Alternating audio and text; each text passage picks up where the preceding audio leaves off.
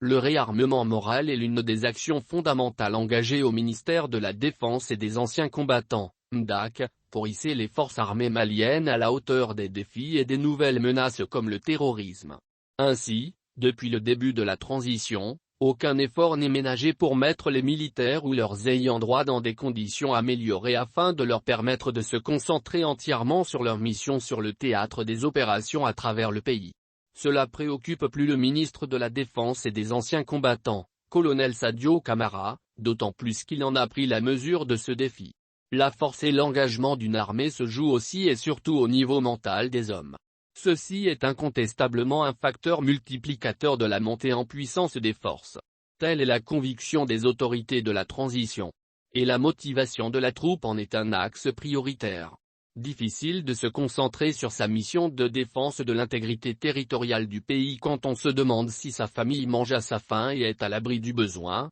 ou si on se pose des questions comme quel sera le sort des siens si on ne revient pas du front, nous disait un ancien combattant à l'occasion de la célébration de la fête de l'armée il y a quelques années sur la place d'armes de Katy. Pour lui, quelle que soit la bravoure, difficile de vaincre l'ennemi avec une troupe démotivée et démoralisée. Ainsi, l'amélioration des conditions de vie et de travail procède du réarmement moral des hommes et constitue un facteur déterminant du succès opérationnel. Sur ce plan, beaucoup d'actions ont été initiées et ont porté des fruits. Côté pécuniaire, par exemple, on note l'augmentation de la prime d'opération de 50 000 à 75 000 FECFA depuis avril 2021, l'uniformisation des grilles des fonctionnaires qui a requinqué le moral de la troupe, tout comme le paiement effectif de l'indemnité 10 ans de salaire des militaires décédés en opération stipulé dans l'article 25 du statut général des militaires. Et le taux de paiement était à 30,9% à la date du 27 août 2021.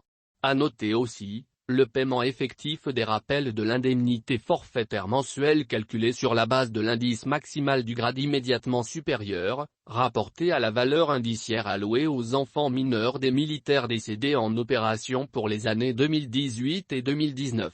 La remise des cartes de pupilles de la Nation au 3e lot d'orphelins enrôlés à l'Office national des pupilles de la République est en cours avec un premier lot de 265 en décembre 2019 et un second de 202 en novembre 2020. L'obtention des dons auprès des partenaires techniques et financiers, donateurs et l'administration militaire au profit des femmes et enfants de militaires, des veuves, orphelins des militaires, blessés de guerre et grands malades en vivre et non-vivre, apporte aussi un immense soulagement aux bénéficiaires. Tout comme l'obtention de 693 places de formation professionnelle et universitaire octroyées par nos partenaires à la formation pour le compte de l'année scolaire 2020-2021. Les effets bénéfiques d'une politique volontariste de recrutement des sacrifices consentis par la nation, en cette période de conjoncture économique, parce que les responsables du pays savent que la force et l'engagement d'une armée se jouent aussi et surtout au niveau mental des hommes. Ceci est incontestablement un facteur multiplicateur de la montée en puissance des forces. Sur ce plan, beaucoup d'actions ont été initiées et ont porté fruit. Comme l'expliquait récemment le ministre de la Défense et des Anciens Combattants, MDAC, colonel Sadio Camara, la hiérarchie a pris des initiatives comme, entre autres, l'adoption d'une politique volontariste de recrutement qui a permis d'améliorer et de rajeunir les effectifs, la moralisation et la décentralisation du recrutement qui ont permis de recruter essentiellement des hommes et des femmes qui ont choisi volontairement le métier des armes et qui en ont la vocation. Quant à la relecture du statut général des militaires, elle a permis d'octroyer aux militaires les avantages inédits mentionnés plus haut comme 10 ans de salaire aux ayants droit des militaires tombés en opération ou en mission commandée, 5 ans de salaire en cas d'infirmité irréversible handicapante pour permettre aux grands blessés réformés de se reconvertir dans la vie civile, des primes de logement et d'opération. Au-delà de ces avantages, la saine distribution des récompenses et des punitions contribue également au réarmement moral des troupes,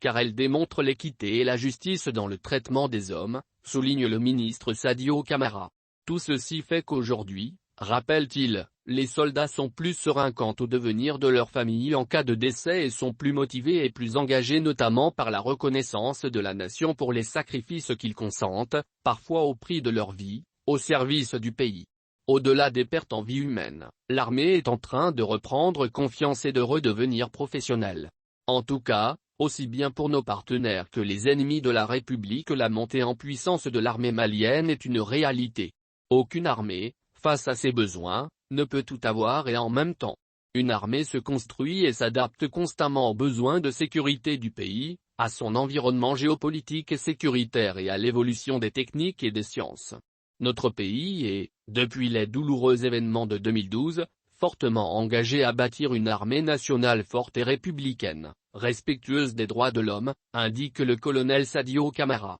Le ministre de la Défense et des anciens combattants assure que ce vaste chantier s'inscrit en termes de priorité pour les autorités de la transition. Et cela d'autant plus que le programme d'action du gouvernement de transition, PAG, définit le cadre d'ensemble de notre sécurité et fixe les objectifs à atteindre comme doter notre pays d'un outil de défense adapté aux besoins réels du pays et capable en toutes circonstances de défendre l'intégrité du territoire national, de protéger les populations et leurs biens. La vision des autorités de la transition s'articule autour des 3 axes principaux: construire l'armée de nos besoins, c'est-à-dire capable de défendre l'intégrité territoriale, la souveraineté nationale et la forme laïque et républicaine de l'État, développer une politique de ressources humaines cohérente pour rénover le recrutement, maîtriser les effectifs, et améliorer les forces morales des hommes. Tourner l'outil de défense vers l'avenir en l'insérant dans une dynamique de sécurité sous-régionale et en adoptant une posture empreinte de vision prospective qui permet à notre outil de défense de s'adapter en permanence à l'évolution de la menace,